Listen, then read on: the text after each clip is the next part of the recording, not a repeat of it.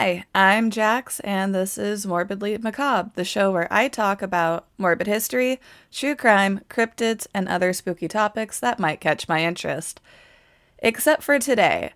Today we are talking about something that's really personal to me, but I think other people might actually benefit from, especially if it's something that they relate to in their own lives.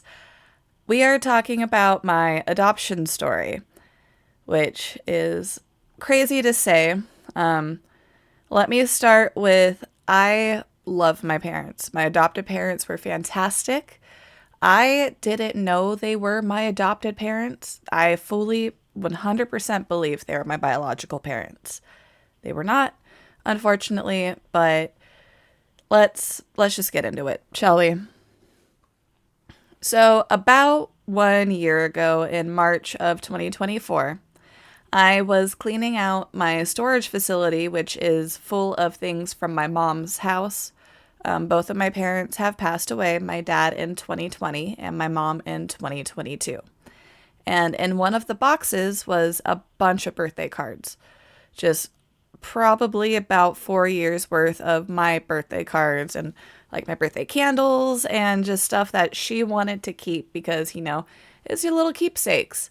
And I was throwing them away because I didn't need them. And as I was throwing stuff away, I was doing the cards by the handful. I mean, I didn't know I knew that many people. So many people sent me cards until one card actually caught my attention. And I stopped and I opened it and it said, actually, let me go get it. Give me a second.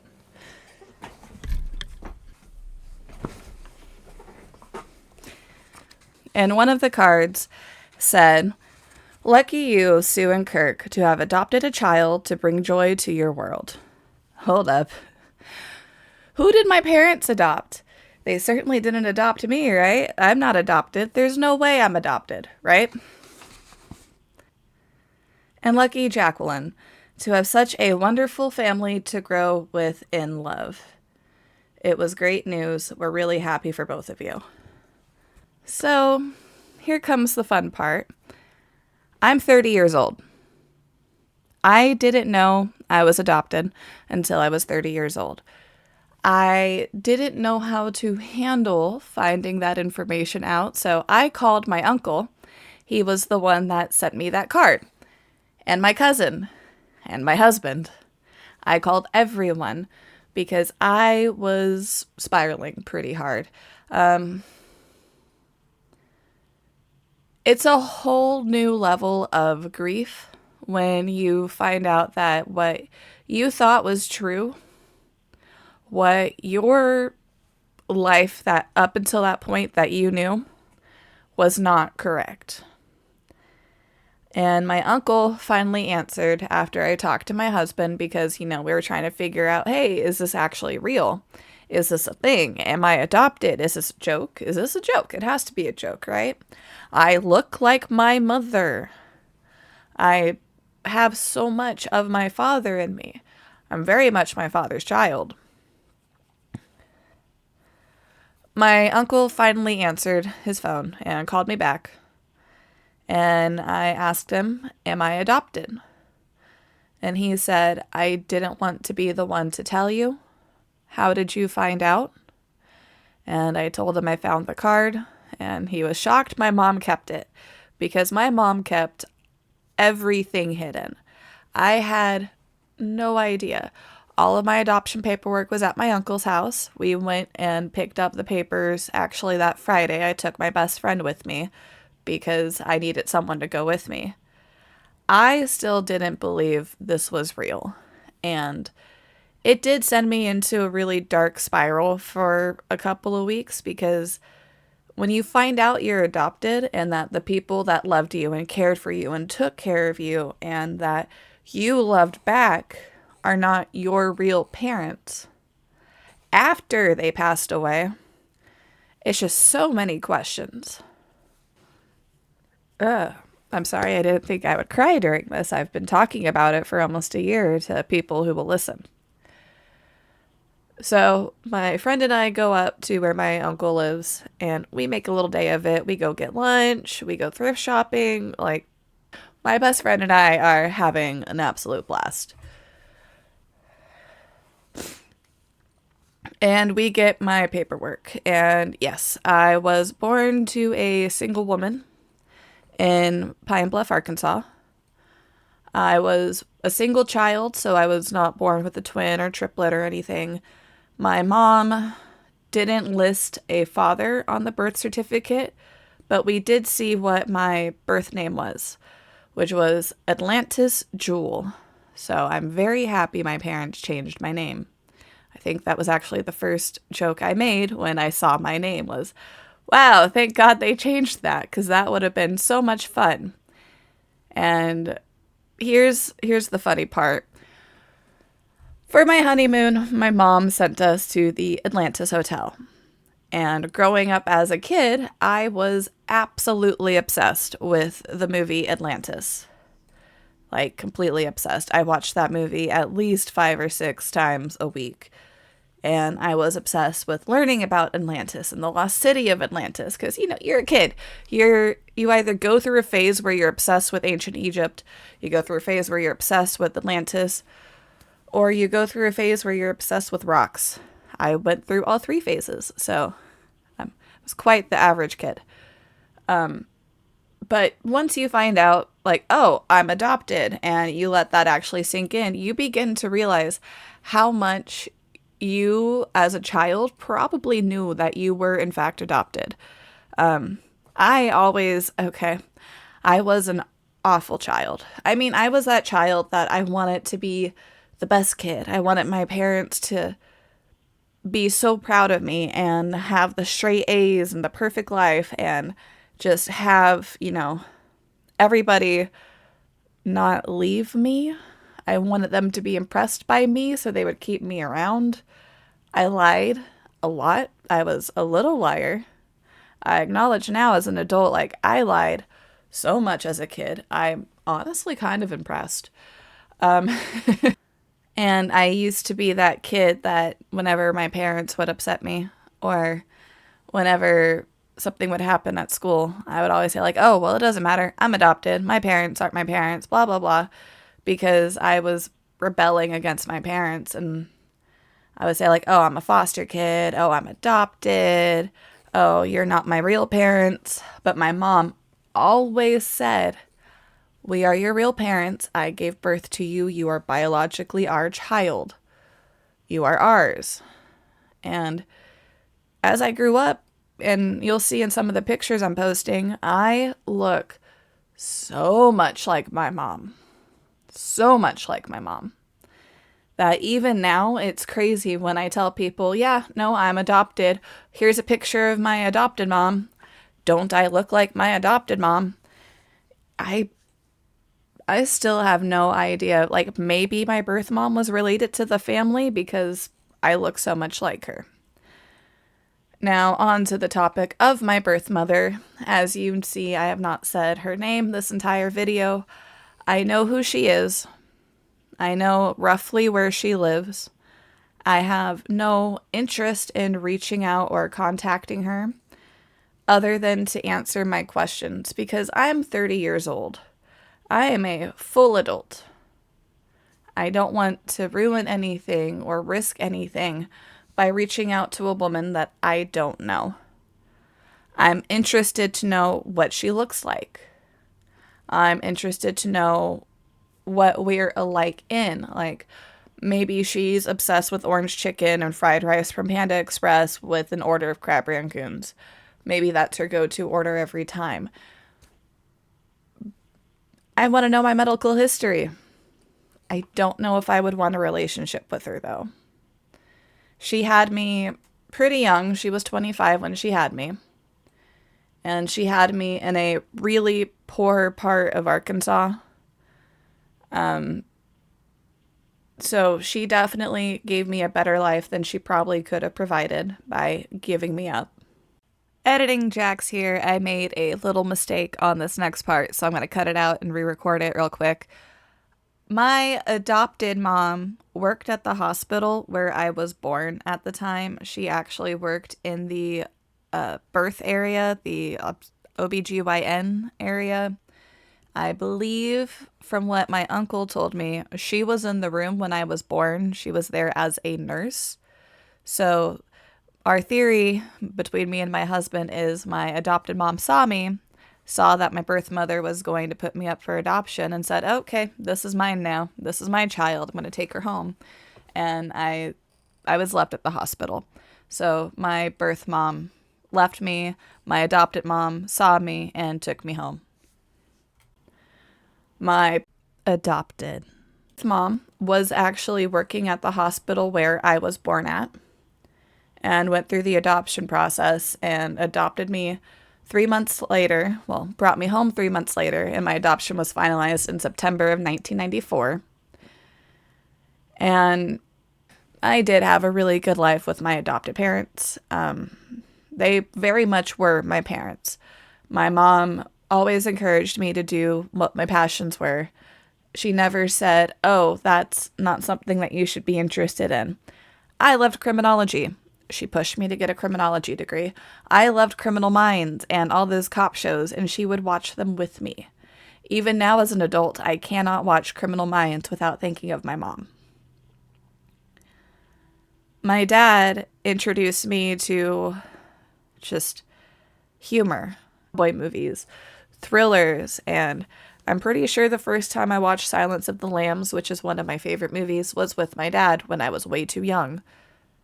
He introduced me to my love of animals. He was very gentle with animals all the time, and gardening. And when you find a passion, that you pursue that passion. He opened an antique store when he retired. He had a He did gun shows and introduced me to guns and how to be safe around them, how to teach people to be safe around them. And even some of the ugly stuff I inherited from my adopted parents. But I wouldn't have changed anything. So now I'm going to talk about something known as adoption fog, which is a term used to describe the state of being confused, lost, and emotionally numb about adoption. And I will say, when I first found out, I paced my living room and kitchen so much that my Fitbit registered I did about 3 miles because my fight or flight kicked in, because this is a bunch of shocking information. Oh my God, I'm adopted. What? So I couldn't stop moving because I was trying to mentally run away from this huge shock to my system. There was the denial and the fact that I was just like, oh, well, now that I know I'm adopted, this doesn't change anything, but it really does. It's so much emotion. There's so much emotion and honestly trauma that comes from finding out you're adopted. Because from an early age, I always felt like something was different about me. Something was weird. I never really quite fit in with my family. I never really quite fit in with my peers at school. There was always something missing. And then when I found out I was adopted, that was the big missing link. That was the thing. And I always felt like I was alone and lonely. And I was raised as an only child. I didn't have any siblings. My parents didn't have any other kids. It was just me. I mean, my dad had a son in a prior marriage, but I was not very close to him. I'm still not close to him. I don't even talk to him. There was a lot of anger because how could my parents not tell me that I was adopted? They didn't tell me when I turned 18. They didn't tell me when I turned 21. They didn't tell me when my mom was on her deathbed. She never told me, and I think she never wanted me to know because I was her little girl. And one of the really big psychological impacts that comes from being adopted is it can lead to things like codependency, addiction, and unhealthy coping mechanisms. And I was a very heavy drinker for a while. When my dad died, I just fell into drinking because that was a comfort to me. I got sober for about a year and a half. When my mom died, once again, I tumbled headfirst into wine and alcohol to numb it. And to be fair, it was a lot. The tissues have appeared.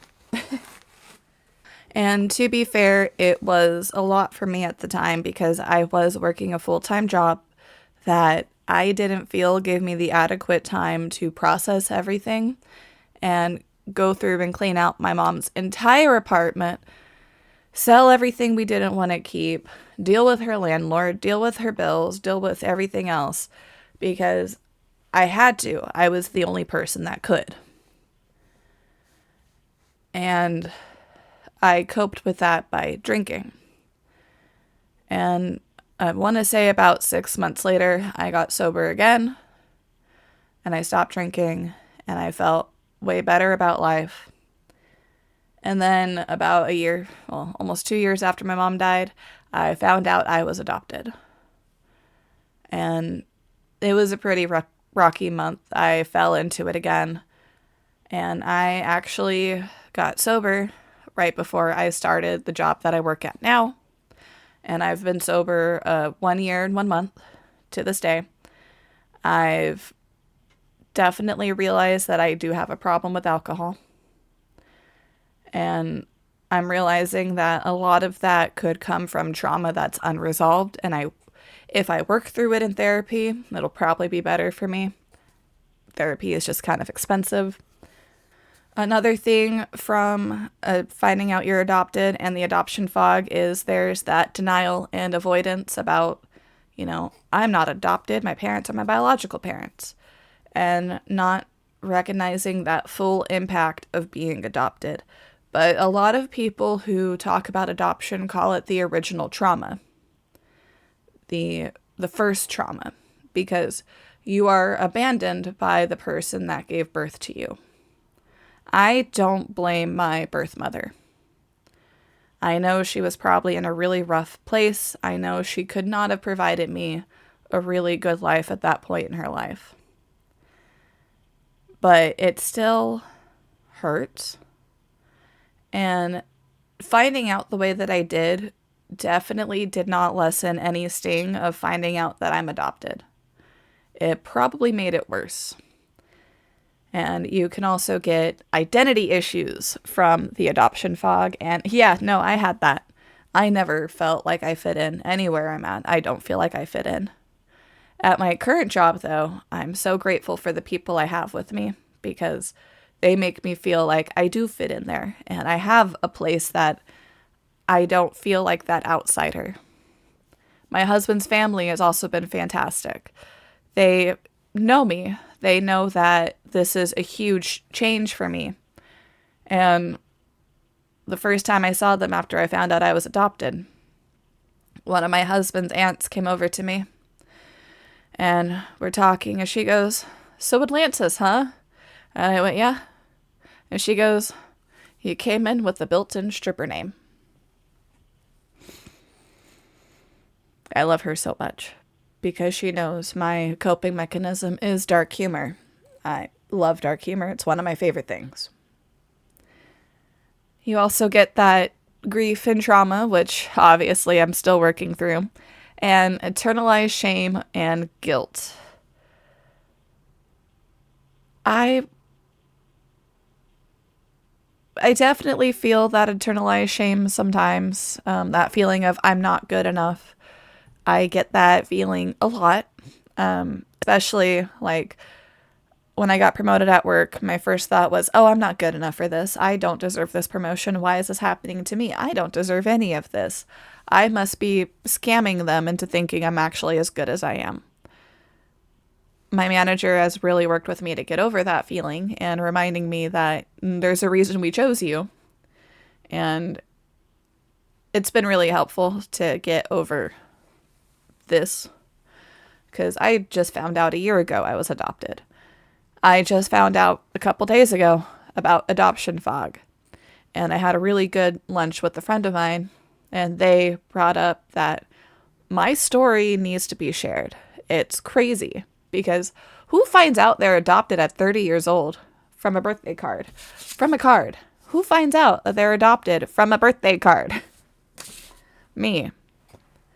Who finds out that the woman that everybody says, wow, you look so much like your mom, is not actually my birth mother? But what's really funny to me is at 30 years old, I found out that I am the family secret. Everybody knew. Everybody knew in my family that I was adopted, and nobody told me. They are so good at keeping secrets, the CIA should hire them. Because, my God, I had no idea. None. They knew. I didn't. And it's just crazy to me because, like, this is the family that when we get together, we all go to the kitchen, all the women, and we stand there and we talk in our low little voices and talk about the men and we talk about the kids and we talk about the other women that aren't there because we gossip. No idea. Nobody told me. So yeah, that is my adoption story. If you made it to the end, thank you so much for joining me. I'm sorry about the crying. It's still a pretty fresh shock to me as a 31-year-old woman now. But I will say that I'm not making this video to dissuade anybody from adopting. Adopting is fantastic. It gives that child a chance at a life that they probably wouldn't have. It's just you need to not take that secret to the grave and give that child therapy when they find out, because it's a lot. And I absolutely love my parents. I'm going to say that one more time.